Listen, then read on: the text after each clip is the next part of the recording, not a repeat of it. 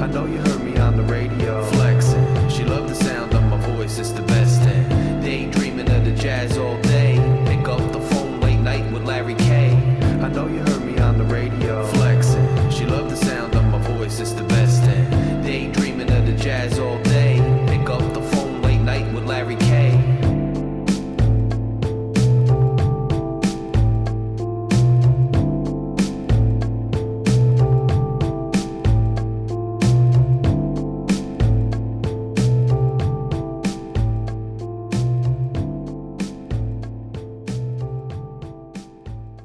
Fury fam, Phin-Addict Fury fanatics, what's up? It's your host Larry K. I hope you guys are all enjoying the off season. I know my man Shake Money's got a lot of content coming to you, not only on this channel, but he's over on the Finn's Tailgate channel. He's everywhere, this dude. He is tenacious. He is a Finn fanatic, which is what we want on this channel, right? He's an addict for the Fury. This guy is a hardcore Finns fan. I hope you're enjoying his content. But I told you, man, I got a lot going on all the time. Got a lot of other projects, but I never forget my Finns, and I never forget you guys, Fury fam. Of course I don't.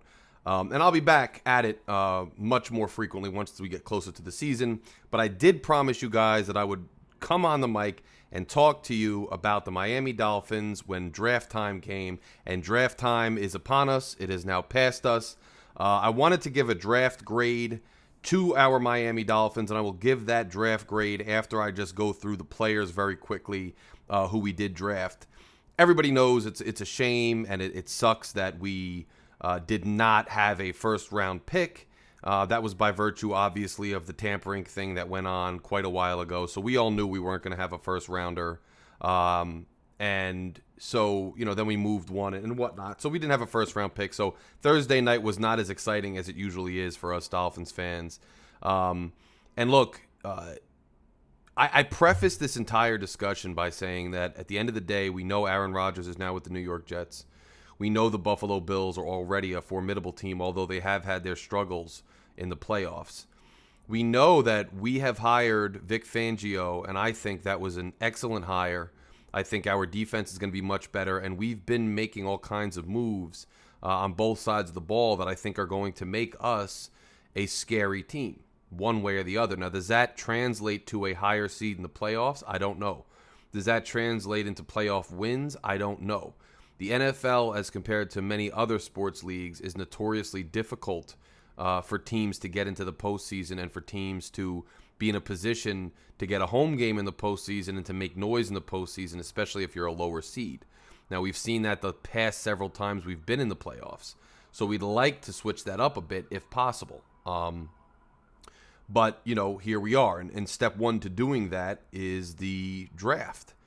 So let's talk about who we drafted. Now, I think going into the draft, I think most of us knew that our needs in the draft were primarily along the offensive line. We needed a tight end prospect who was more in the vein of what Mike McDaniel wants to do. We know Mike Gesicki is gone. He's now with the New England Patriots. And I maybe some more help at linebacker or some of those things. Now, look, this regime is good at drafting cornerbacks, defensive backs in general, safeties and corners. We've seen that. They have struggled at drafting offensive linemen. So I preface this discussion also, saying, look, maybe this regime, there's two philosophies that you can kind of think about when you're looking at this draft. One was, were the Dolphins subscribing to the best player available philosophy, i.e., no matter what our needs are on our team specifically, we are going to draft the best player out there. And two, was the regime understanding the strengths and weaknesses of their own internal scouting departments, and did this team make choices based on what they were more confident in, regardless of our specific team needs? I don't know the answer to that, right? And this channel, being objective, striving to keep it real and just keep it even-keeled, we don't know that, and we have to keep that in mind. But that doesn't mean we can't still assess the draft in its entirety. And when assessing the draft, I'm not just going to take the individual players alone. I'm going to take how they will impact or not impact our team, especially our team going into a pivotal year for Tua Tagovailoa especially our team going into a pivotal year where the AFC East is stacked and the AFC in general is stacked, and where we're really trying to be a contender in a deep pool of contenders and trying to get over the hump that we just haven't been able to get over. So I'm taking all of that into consideration. So our first pick, which was the second round pick, 51st pick overall, Cam Smith, cornerback from South Carolina. Look, good player, really good defensive back prospect. The player himself, there's nothing to really look down on. However, and look, do I think he'll be a good one? Yeah, because we continually draft defensive backs who are really good. And I understand that Xavier Howard is getting older, and we're going to have his replacement in the wings at some time. So you need to stack up on defensive backs. And hey, if defensive back scouting is your strength and your forte, why not go ahead and do it? Not totally against them doing that. But if you look at our roster, though, we are stacked at corner. People forget about Trill Williams, who's probably coming back this year, who had season-ending injury in training camp last year. But then you had Kader Kohu come on as a serviceable starter, to say the least, and he was a rookie. So now you've got that kid for several more years, and he may continue to develop even more. You made the huge trade for a superstar corner. And you have Nick Needham, who's re-signed coming back from injury as well. Now you jettisoned one guy, I understand that. But is that really where, this draft where we don't have many picks, our highest pick is number 51, it's a second rounder, was that really where we needed to go, was defensive back, was cornerback? Now, if the Dolphins management showed me their draft board and showed me who was out there, and they could point to me and say, look, all the best tight end prospects, all the best O-line prospects were completely off the board. We had to just take a desperation move and go with a corner that we were very confident in. That's one thing. But as of now, for me, I don't like that we went defensive back with our first pick this year, not with all the needs that we have, and that not really being one of them. We're putting a lot of resources into the defensive backfield, and I don't know whether that's the right place to be putting them when we are a few positions away from really being a legitimate contender. 84th overall, third round pick was a running back, which is surprising. I think I saw Omar Kelly say no chance Miami picks a running back. On Friday night, Chris Greer has been reluctant to pick running backs, very reluctant to take running backs as of recent. We haven't seen anything of that. He's been constantly plug and playing guys who are later draft picks or undrafted free agents, or finding other gems. He does go out and sign them, as you see with Mostert and whatnot. So it was surprising that he took a running back. And Devin Akane is the running back. And look, Devin Akane, by every account, is a good prospect. He's a fast, speedy running back. He would fit into Mike McDaniel's system well. He's out of Texas A&M. Would fit into Mike McDaniel's system very well. But again, if you're going to take a running back in the draft at all, I don't mean in the draft at all. If you're going to take a running back when you don't really need one, you either better be going after a superstar alpha dog starter. Like I think the Dolphins, I would have loved to see them trade for Dalvin Cook, because despite the running backs we currently have on our roster, despite them, when you get a Dalvin Cook, you change the entire complexion of your offense. Now you not only have to account for these superstar wide receivers we have, but you have to account for a superstar running back. Otherwise, if you're taking a guy like a Kane, who's good, who could be the starter, who could be the feature back one day, but is not this alpha dog as soon as he walks in the room, especially up against the guys we already have in that room, why do you spend a third-round pick on it when, again, it was not a need? It was a need if you want to bring in a superstar like Dalvin Cook. Then you're saying we felt the need to drastically upgrade our running back room. Then it becomes something that was a need. But even if you say a need is to drastically upgrade our running back room, this young man, while a good prospect, while a good addition to the running back room, does not overnight vastly upgrade the running back room. So I struggle to understand why we went running back in the third round with our second pick. Sixth round, Now you're at to 197th overall, and now we take a tight end, Elijah Higgins from Stanford, a tight end. But in reality, Higgins is a wide receiver. Higgins played wide receiver in college. Now, Higgins, by all accounts, by all draft boards, Higgins would translate well into an NFL tight end. But again, now we did need a tight end. We didn't get to it till the 197th pick, till the 6th round. We did need a tight end. But I thought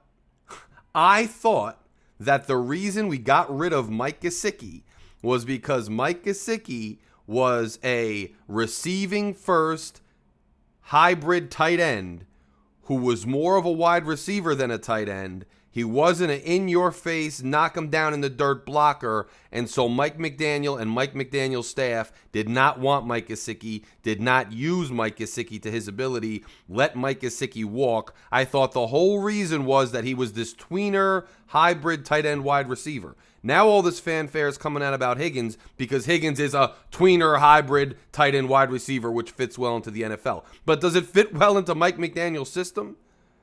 And I understand that Higgins is projected to have the frame and the attributes physically to be a good or a solid inline blocker. But no matter whether he has those attributes that you think, that you anticipate, that you wonder if they might translate in the NFL, we should have gone after a guy who already was an inline mauler and a pass catcher higher in the draft.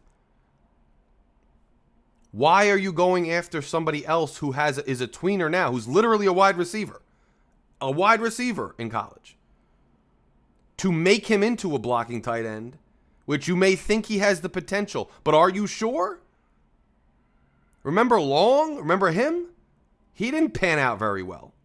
So why are you going after another tight end that deep in the draft who is another tweener when you said you couldn't keep a playmaking tight end in Mike Gesicki who wanted to be here, who has made impact plays every year he's been here because he doesn't block well enough? I don't understand that.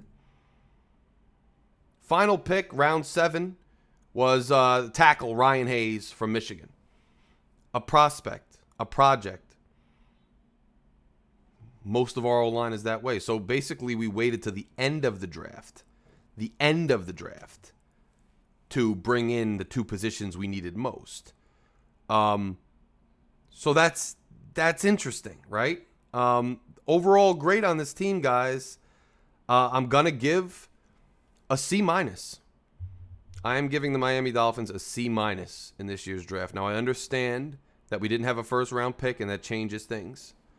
I understand that there may have been a philosophical, narrative to what was going on in that room, that maybe they were picking players not necessarily based on the exact needs of our team, but on other things. But I still give it a C- because when we're going up against these teams that we're going to have to go up against, the Bills, the Jets with Aaron Rodgers now, and all these other teams in the AFC, and our schedule is not looking very favorable. And when we have a quarterback, no matter what you think of Tua, if you think Tua is the next coming of, Joe Montana, Hall of Famer, or if you have doubts about Tua, it really doesn't matter at the end of the day. Because either way, whether you believe in Tua or you don't believe in Tua, there's a sheer cold fact that Tua needs better protection along the offensive line. There's a cold, hard fact that Tua is susceptible to injuries when he gets hit. Whether he's learning jiu-jitsu or not to try to break his falls or whatever kind of marketing ploy the Dolphins are coming out with, he needs a better offensive line. Whether you're a Tua-neer or a Tua hater or whatever you want to be, the fact is that Tua needs a better O-line. He needs better protection. And we have not done anything. We have not done anything to really solidify or improve our offensive line. And Teron Armstead is a great player, but he's still injury-prone as well. And you have not done anything with Eichenberg or Austin Jackson, who I still don't believe are formidable offensive linemen in this league, despite what Chris Greer says. And the other reason I give this draft a C- is that I'm starting to see, and I hate to say this, and you guys could rip me up in the comments if you want, and you could call me a hater, you could say find another team, whatever you want to do. But I still have some pauses and some skepticism of Mike McDaniel right now. And this draft seems to show me, which I've been saying since we hired him, it seems like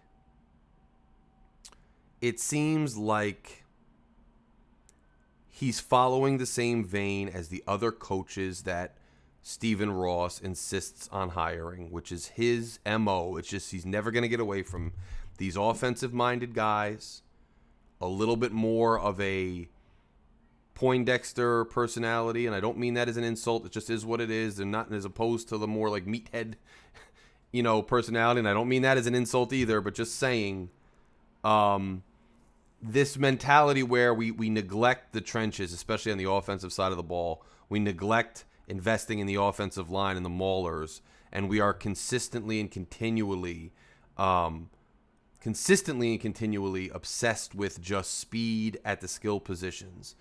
And I think over the course of a few seasons, you see that philosophy not usually work out the best way for the Miami Dolphins. It doesn't matter how many guys can run, 440s or whatever they can run. No matter how many guys were track stars. None of that matters if your quarterback can't get the ball off because he's under constant pressure. Or if your running game can never really get going because your offensive line struggles in the run game. None of that's gonna solve those problems. None of that is gonna solve those problems. So it's just I can't give them a good grade because it seems like our most glaring issues that we really needed to solidify in order to get this team over the hump, we did not pay any attention to them. And Chris Greer said it in his press conference, which I thought was somewhat ridiculous. You guys are probably more worried about the offensive line than we are. Well, that's a problem then, Chris. Because he's insinuating when he says that he's not worried because he knows who's in the room and he knows they're good, and we're more worried because we're not there every day. That's what he's insinuating. But what I see, and what I have seen from this organization for the better part of 2 decades, is that we are rightfully concerned about the O-line because it's a perpetual glaring issue. It has been a glaring issue for some time. The lack of play there is holding this team back. And we are more worried about it than the Dolphins front office, which is a problem for the Dolphins front office because they should be more worried about it. That's all I'm saying.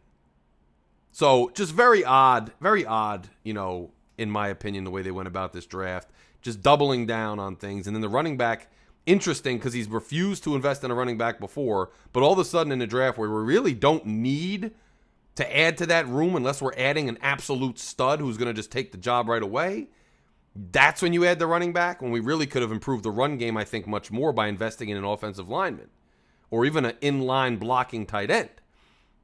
But it is what it is, and it's seeming like these guys' philosophy is to not really pay attention to the O-line, and we'll see how that goes. I know they signed Teron Armstead. I know they brought in free agents before, but I haven't seen any true investment, or I haven't seen a willingness from the Dolphins front office either really move off guys. Well, they moved off Mike Gesicki really quick because he wasn't a blocking tight end and went after another wide receiver to make him a tight end, which is interesting.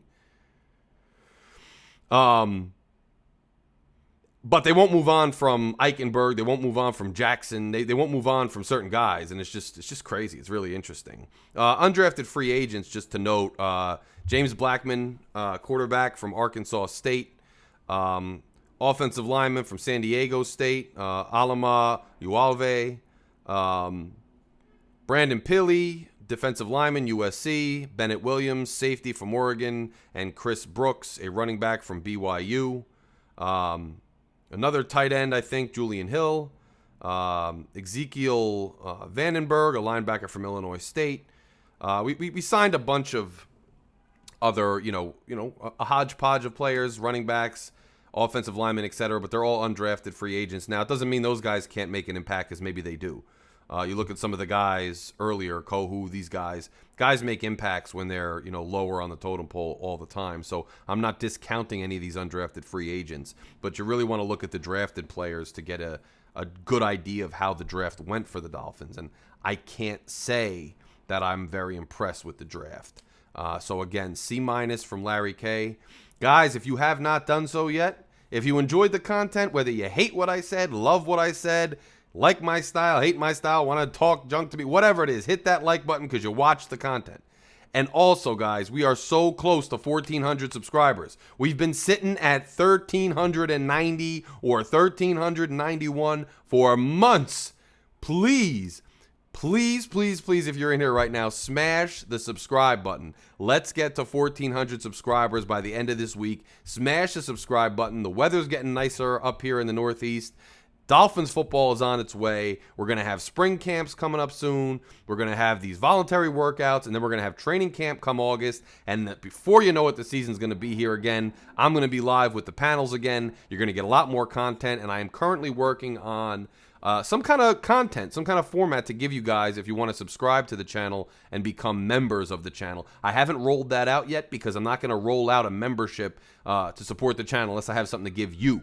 So I want to give you guys something in order to start the memberships up. That'll happen this season. So click subscribe. Join Fury Fam. I know it's kind of dormant in the offseason, but when the season starts and when we're around it, this place gets crazy. It's a great place for objective-minded, thinking Dolphins fans to gather. You see that with Shake and all the things he's doing right now. So join the channel. Join the movement. Click subscribe. I also want to give a special shout-out to Stephen D, man, Miami Sports Music. Stephen D got a lot of content creators together last Friday night on draft night. It was absolutely awesome. It was a heck of a feat that he was able to pull in so many legitimate guys, including me and all these other guys who are trying to kind of have a come up and trying to just, have a community-based interaction.